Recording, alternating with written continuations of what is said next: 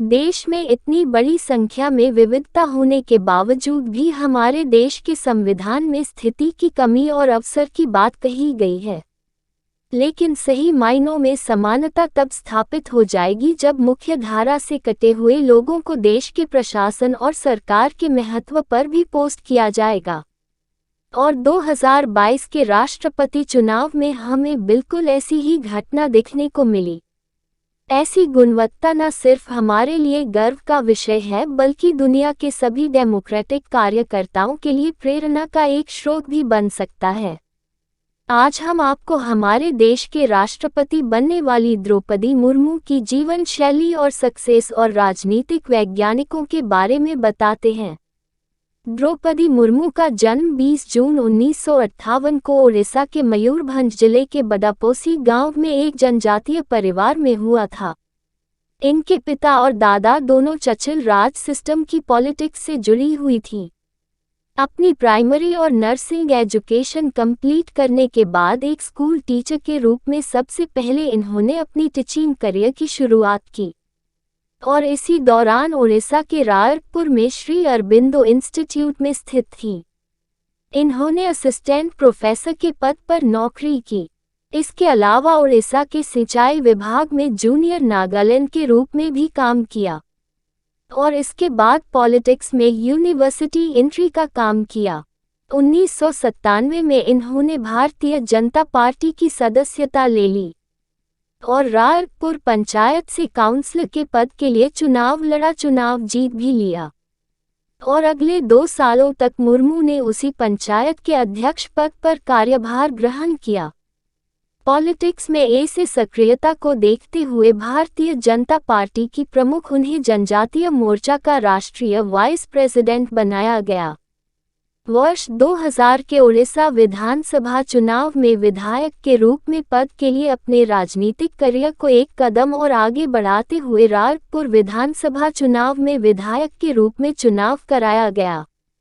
मार्च 2000 से 2002 के बीच business commerce and business department के मिनिस्टर की जिम्मेदारी भी सौंपी गई और 2002 के बाद से इन्होंने ministry of fisheries and animal resources community department को भी सौंप दिया गया।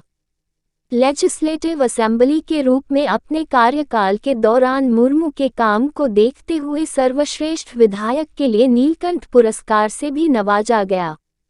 इसके बाद 2004 में फिर से 2006 से 2009 में फिर से विधायक के रूप में निर्वाचित हुए।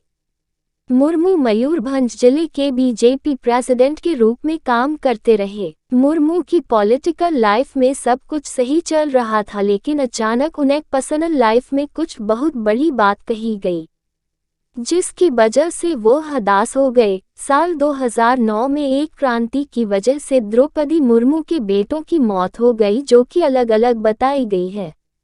मानसिक स्वास्थ्य पर काफ़ी असर पड़ा और ये काफ़ी समय तक अवसाद में रही।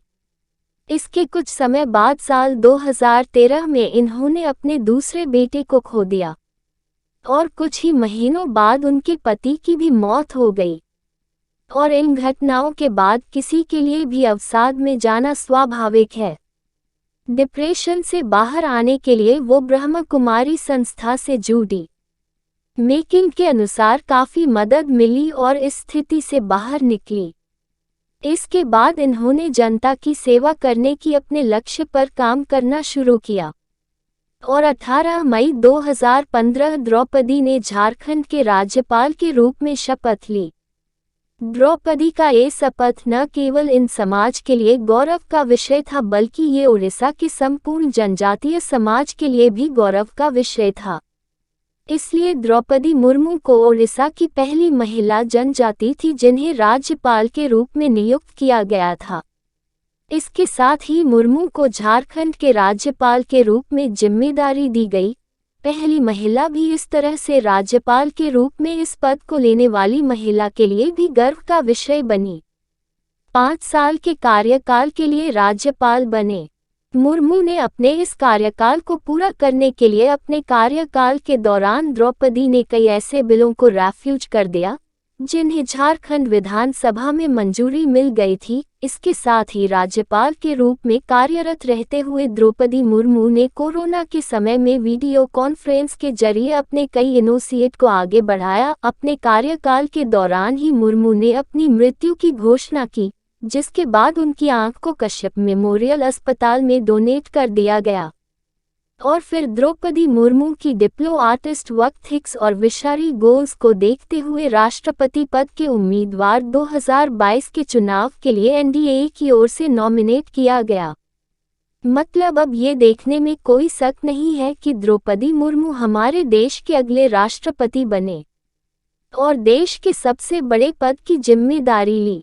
खैर, इससे पहले भी 2012 के प्रेसिडेंटल इलेक्शन में पार्टीशन पार्ट से ही बिलोंग करने वाले पूर्णों टोकसंगमा को प्रेसिडेंट पद के लिए नॉमिनेट किया गया था, लेकिन उनका नॉमिनेशन सत्ताधारी पक्ष की तरफ से नहीं किया गया था, इसलिए उन्हें हार का सामना करना पड़ा और द्रौपदी मुर्मू भारत के राष्ट्रपति के रूप में निर्वाचित हुए। भारत में मौजूद संविधान की व्यवस्था अब तक का सबसे बड़ा सबूत है। देश के सबसे बड़े पद तक जन विश्लेषण विपक्ष की एक महिला का प्रतिबंध न केवल जन विपक्षों को बल्कि महिलाओं को भी स्ट्रगल के इस दौर से प्रेरित करता है।